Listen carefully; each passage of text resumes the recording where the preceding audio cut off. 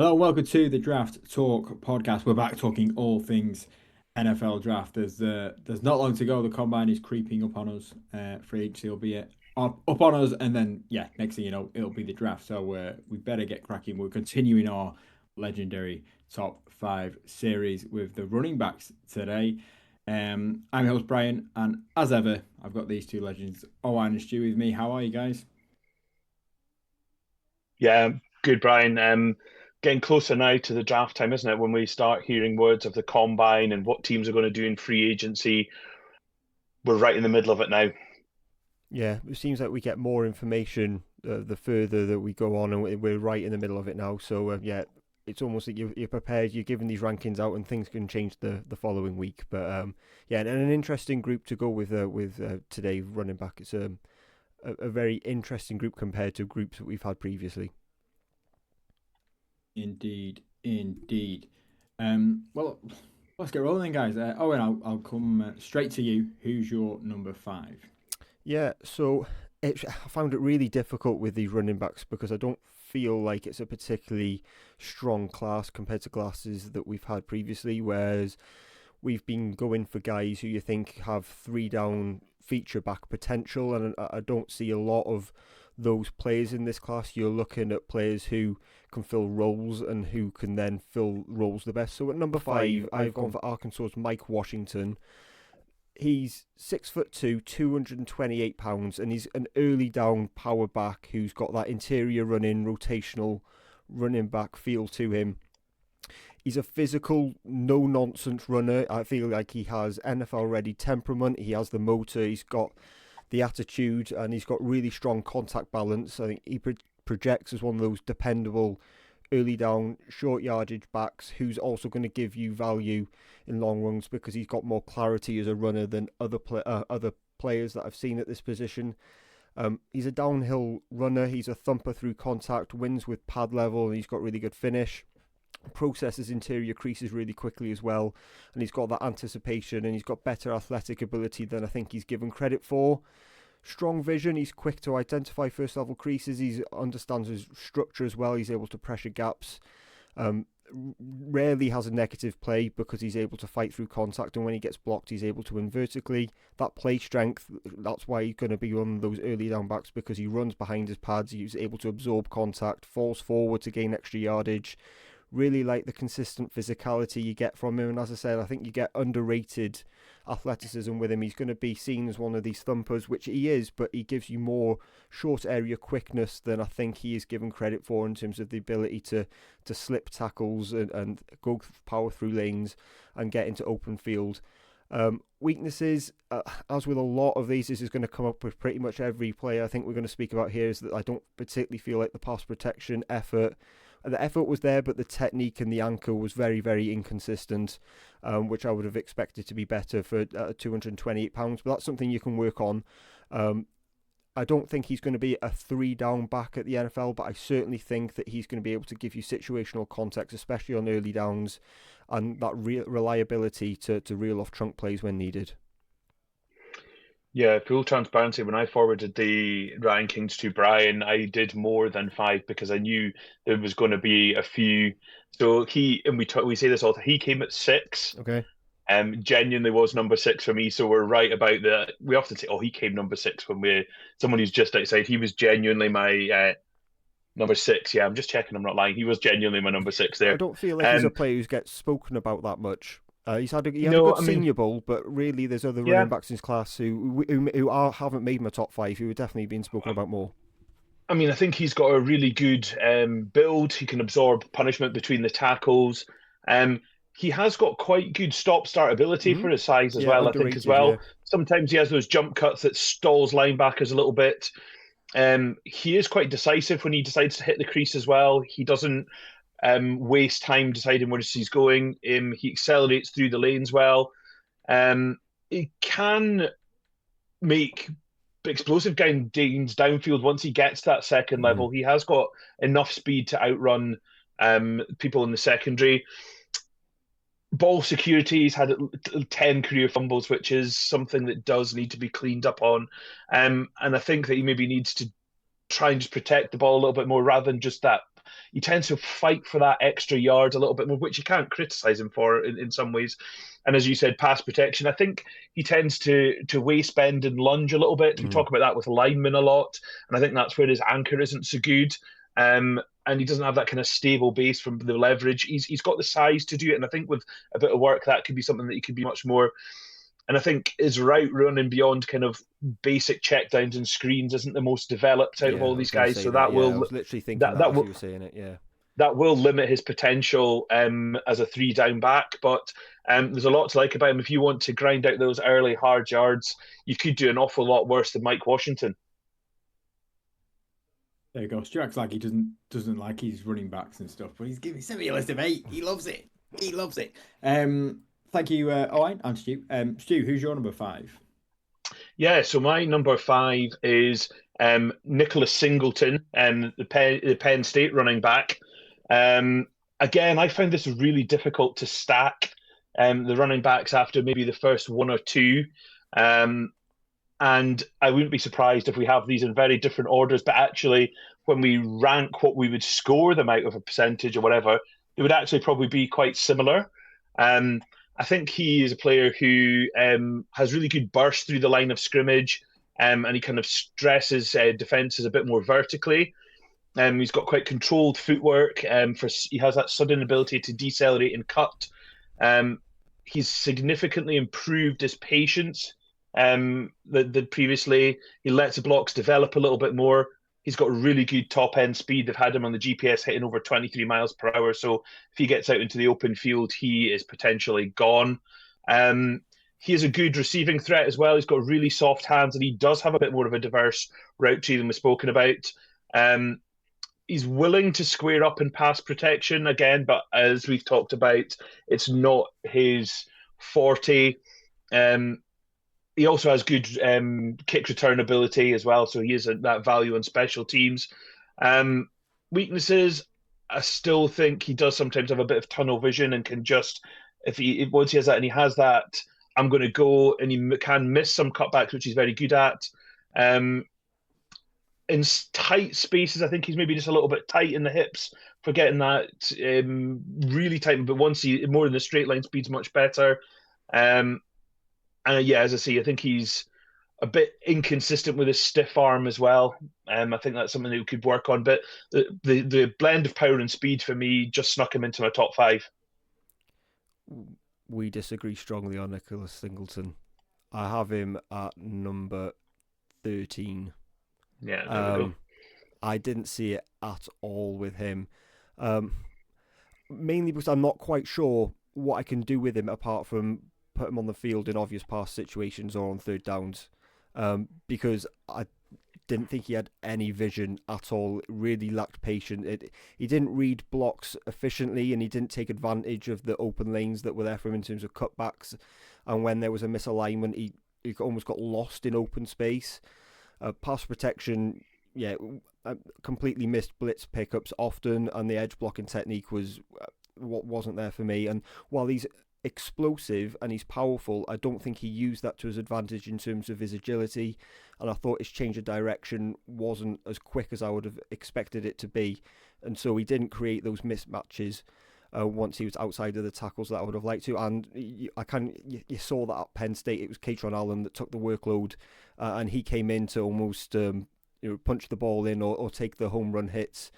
So I'm really worried about what I could do with Nicholas Singleton at the next level. So yeah, I really didn't rank him highly. There are some things to like, as you said. There is explosiveness there in terms of his yards per attempt, and he's got really good size at 6'1", 225 pounds to combine that size with speed. And yeah, scored a hell of a lot of touchdowns, but I felt like it was Kaytron Allen doing all the work, and then he was there to take the glory at the end. The penalty box poacher with the tap in at the back post. Exactly, yeah. Yeah, no, I can see where you're coming from as well. I just think there's quite a lot to work with. He's got a nice, unique blend of speed and power, and I think that will, as he develops his game more, I think there is more to come from him, and I liked what I saw from that. Yeah, I think that goes down to what I was saying at the start, is that this is all down to situational awareness. We're not looking at guys here you're going to have on the field at all 3 downs, so it's all about how you can see their role being perceived in terms of whether they're early down backs or whether they're going to be like space eaters. But apart from the guy who's number one, we're not looking at someone who's going to be a 3 down back at the NFL. I don't believe in any of these guys. Okay, good stuff. Let's go to Owen. Let's have your number 4, please. Yeah, so we've had one Penn State running back. Shall we have another? It's Kaytron Allen at number 4 from Penn State Nittany Lions. Again, he's going to be another early down power back who I do think will have some 3 down capability if the offense is balanced. Had over 1,300 rushing yards this season, 57 forced missed tackles, and 30 explosive runs.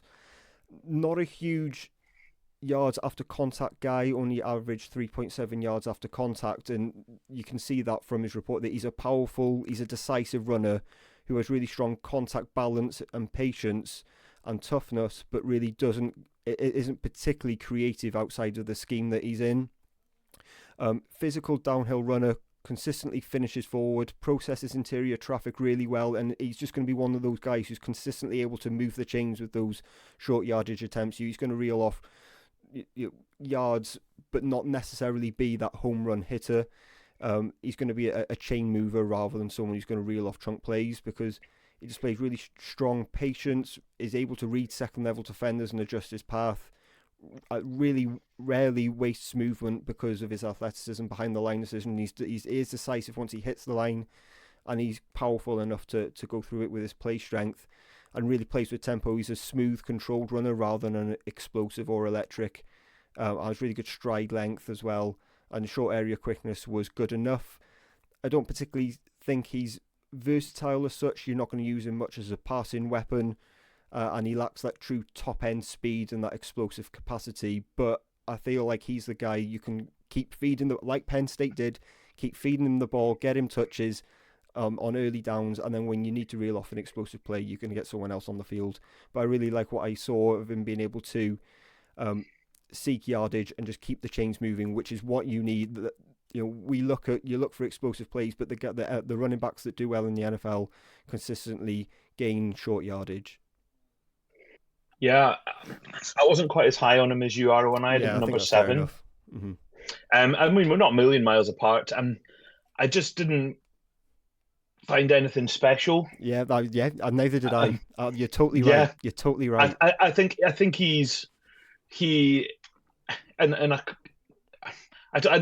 the word clogger is not the right word, Mm-hmm. but he's just a steady player. He'll fight through contact. He'll make good decisions. I felt that because he's for his size, I just didn't think he used that power enough, and he was brought down too easily. He did that yards after contact type of thing. He was, you just wanted a bit. Do you know what? You could bash past someone else, and you could get another 10 yards there if you wanted to use it.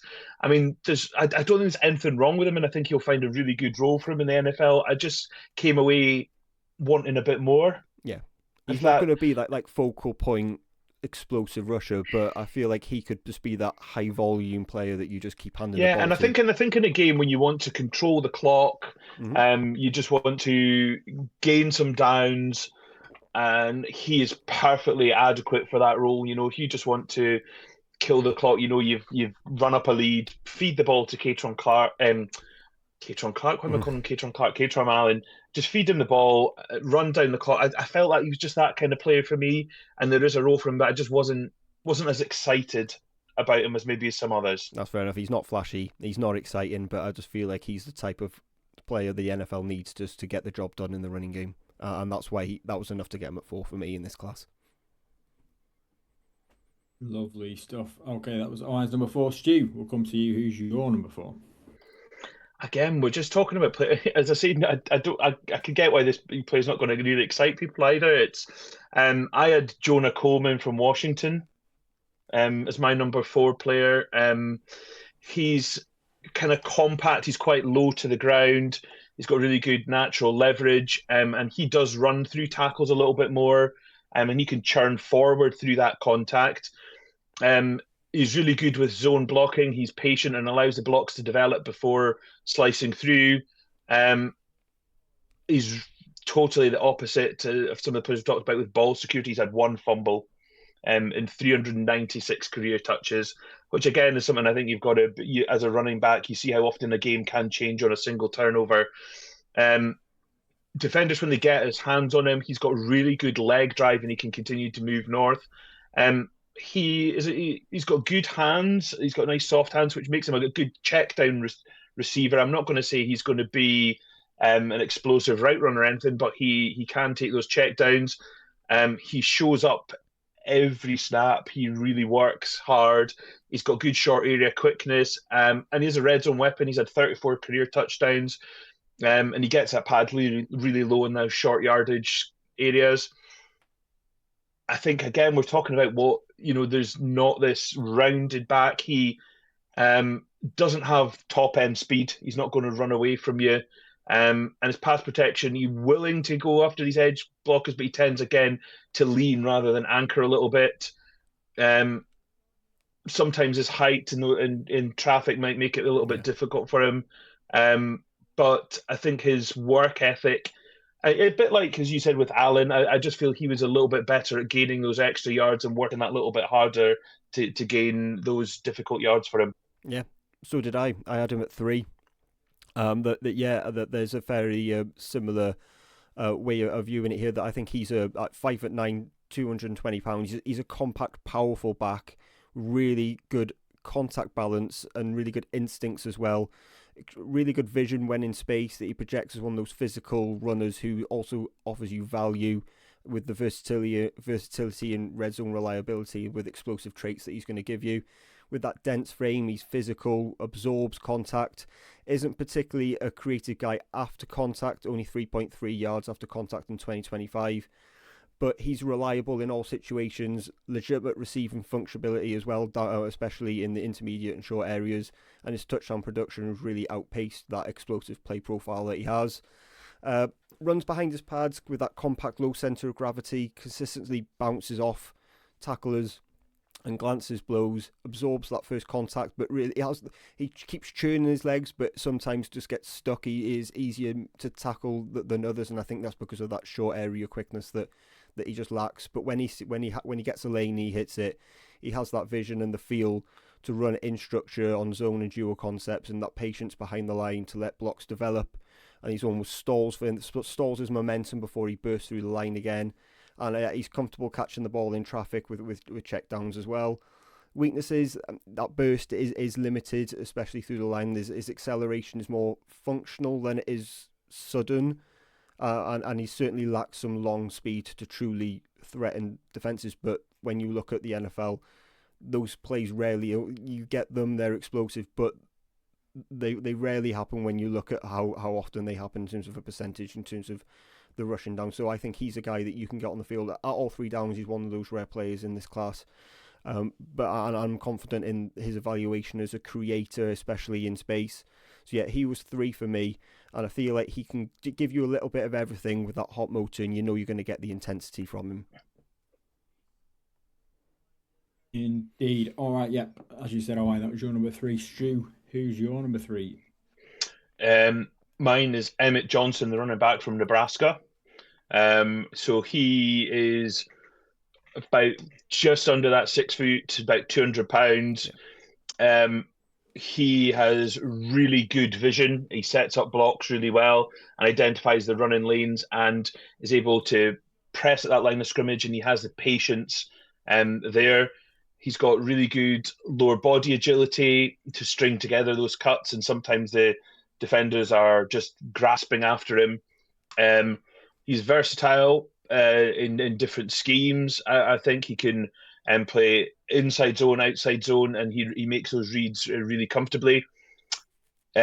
46 receptions this past season as well, so he's more than comfortable catching the ball.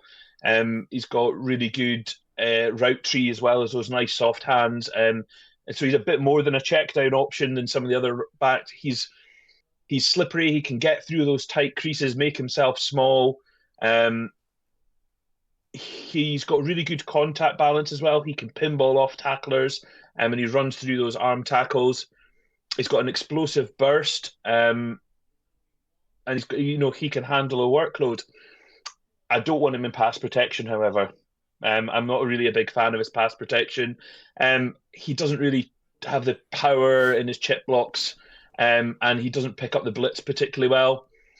We talked about him dancing around and missing those defenders. Sometimes he tries it one too many, I feel, and he'll sometimes chase those cutbacks instead of just going for the vertical yards. Um, I don't think he's got absolute lightning top end speed either. Um, but yeah, I think he's got quite a bit about him, and I quite liked what he would have to offer at the next level.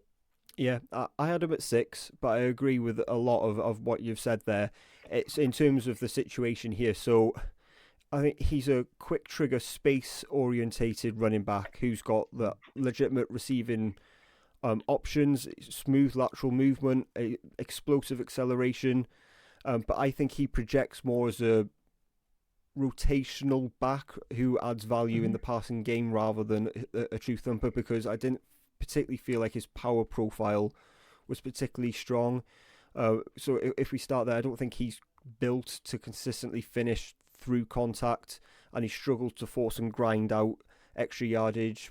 He had 2.95 yards after contact in 2025, which ranked 278th in the FBS. So considering he won Big Ten Running Back of the Year, that's extremely low. But he did force 66 missed tackles, which is the 8th most in the NFL. So you can kind of get an inkling of what type of back you're getting here.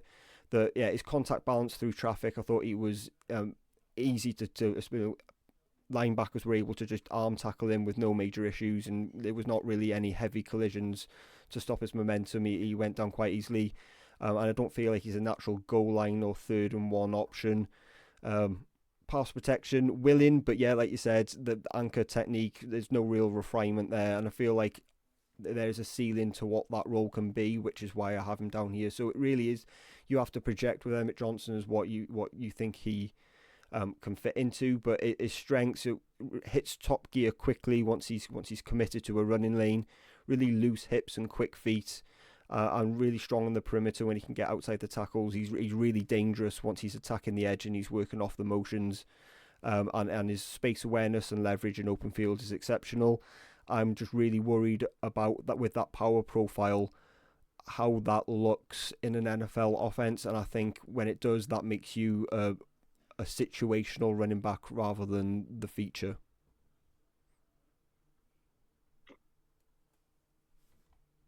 Good stuff. All right. That's 3s, 4s, and 5s done. Yep, count there. All right. Who's your number 2 for us, please? Yeah, so this is one of our first visit to Notre Dame in this episode. I would be shocked if we don't have the same way around here. That is Jadarian Price from the Fighting Irish. He's 5'11", 210 pounds, just an explosive perimeter and inside rusher. He also has kick return value and rotation. He's played second fiddle to the guy we have number 1 here, Jeremiyah Love, but don't underestimate what he can give you as a rusher. Only carried the ball 113 times in 2025 for 674 yards, but showed what he could do if he has a bigger workload. 71.2% of his career rushes came after contact. He averaged 4.28 yards after contact. Burst and sudden acceleration, really sharp in his cuts, which is why he has value as a return specialist. Explosive, dynamic. He is going to be part of a rotation, there's no doubt about it, but if you compare him with a thumper like we've been speaking about on here, then he really does have appeal as kind of a main back in the system because of that sudden burst, really dangerous in space with his agility and his shiftiness through contact, and really that additional special teams weapon really can flip the field and give him extra versatility. Burst is like, my notes are just filled with the word burst because that's exactly what he offers. Vision, really natural in his cutbacks as well. His vision was really strong. Quickly accelerates once he's identified the lane that he wants to take, and he can reel off trunk plays in that way. Fluid hips and lateral agility, strong balance and multi-directional. Ability to catch in stride as well as a pass catcher, really strong as you would imagine. Really comfortable on screens and checkdowns to get that extra yardage.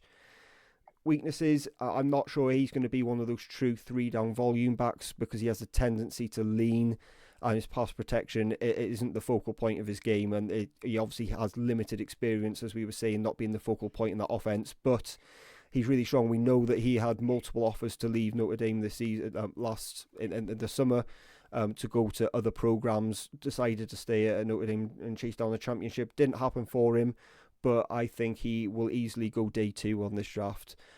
He's not in the league as the guy at the top, but he is a really strong back that you can be really confident of what you're going to get and excited that he's going to be on your team.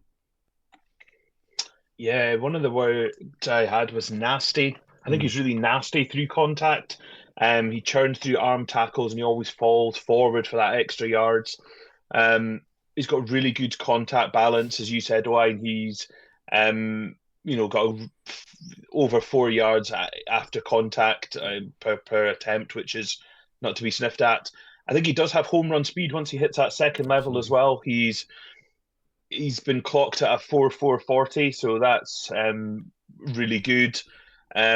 His hands out the backfield are good. He's quite a smooth route runner when he splits out wide, and he can threaten vertically as well if need be. He's got good vision for those cutback lanes.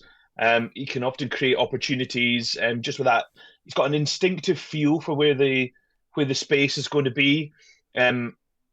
Those special teams, it's a 3 sections of a team. We can't sniff at special teams. We always tend to forget about it, but he has got true kickoff returner ability, and he plays with really good controlled aggression. His pass protection's average. I've seen worse, but it needs refinement if he wants to get that third down snaps. And we are a bit limited in his sample size because he has been a second fiddle player, but I've seen enough of him to put him at number 2. Indeed. The number 2. All right then. I'll give you the honour. Who's the number 1? Yeah, surprise to no one. Number 1 is Jeremiyah Love from Notre Dame, who is one of the top 3 players in this entire draft class. We could go really long talking about Jeremiyah Love, but there's really no need to, because he is exceptional, dynamic, multifaceted running back with rare burst, rare playmaking instincts, who profiles as a really early pick in the upcoming draft, capable of impacting the game at all levels, as a runner, as a receiver, as a pass protector. He's a home run threat when you get the ball in his hands. He transforms small areas into explosive gains, really comfortable as a receiving back, has real separation instincts as a pass catcher, and I think he is a really strong leader, as you saw in Notre Dame, that he's going to be an every down option that you have to account for on every play. Rare, exceptional athleticism through contact. Once he sees daylight, he's at top speed instantly, and he's what you would explain as modest gains, 10 yards-ish, turn into 30, 40-yard gains in terms of chunk plays, and that happens regularly in a combination of burst and his space and his vision to manipulate that space. Nuanced in his vision, his cutbacks, the defense flows, but he's then manipulating his angles to exploit the backside, and really patient in his read outside and inside of the tackle box to be that high value positive play and negative cutback player. Really strong anticipation as well, reliable hands, as we've been saying. There it really is. You can reel off line after line after line of strengths on his scouting report, because it really is that strong in terms of how he plays with tempo, his play strength, his contact balance. I'll let Stu touch on some of that, but his weaknesses are literally his technique to pick up blitzes could be better. That's literally all. That's the one line that I have, because I feel that he really is that exceptional as a prospect. I'm not going to say an awful lot because Owain has really waxed lyrical about him. There's a few things I will say about him. The only thing that is going to hold him back in this draft is positional value. Yep. Because he's a running back. Other than that, he is comfortably one of the best players in this draft. We saw a running back picked at 6 last year. I would comfortably have Jeremiyah Love as a better player than said running back who was picked at 6 as well. So that tells you what we think of him.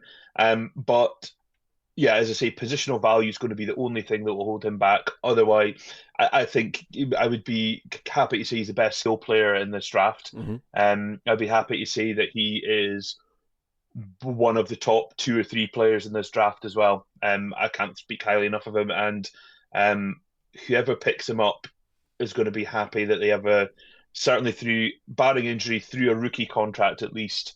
You've got a really high end playmaker. Yeah, it's something I keep coming back to, which you picked up there. It could the position that could hold him back in this draft class. I keep wondering in this class, does it? We keep going on about this, and this draft it's not one of those blue chip player drafts. You just need to just take good players while you're up there, because they're not going to hang around forever. I do kind of wonder whether NFL teams will look at it and go, you know what, sod it, I'll take a linebacker in the top 10. I'll take a running back in the top 10 because My that's only where the best player is. my only kind of thoughts to that is when you look at who's drafting at the top, that the Raiders are going to pick a quarterback. That's probably going to happen. The Jets, they're really on the hot seat. Do you risk it for a running back? And they have a running back. Cardinals, their regime is not wonderfully steady. Do you risk it on a running back? And you just start going down those teams. That's the only reason I kind of said that was, do you want to be the regime that drafts a running back? You know, the Raiders struggled mightily last year, and people have said, should they have picked running back at 6? You know, that's the only kind of thought I had there. Yeah, no, you're absolutely right, and it's going to be the question mark right up until draft day. But you go to whether it's Bijan Robinson, Saquon Barkley, Ashton Jeanty, when the NFL think these guys are special, they do take them in the top 10. Look, I would be surprised if he goes in the top 5 at this point, as you said, because of the needs that those teams have. But I certainly think that a team in between 6 and 10 should be looking at what they can get in Jeremiyah Love, because yes, it might not be their biggest position in need. Yes, there might be better value out there, but he will be the best player on that board at that point. So that you mentioned sort of the value, and I guess versus previous draft class. You know, last year they had obviously Jeanty. You mentioned Amari Hampton, Travion Henderson, guys who went end of the first, start of the second. Where do these guys, you sort of 2 till 4, 5 picks, where they stack against them, and could that affect where Jeremiyah Love goes? Jeremiyah Love should be picked in the top 10. Jadarian Price, I think, could sneak into the back end of the second, but I would have thought maybe third round range.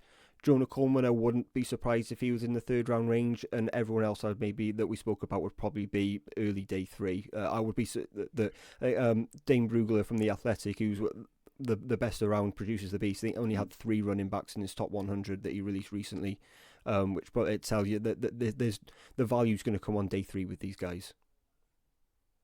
Yeah, I think teams are going to be happy to not deal premium draft picks even in round 2. Maybe at the back end if you've got a really good team who's just drafting at the end. Do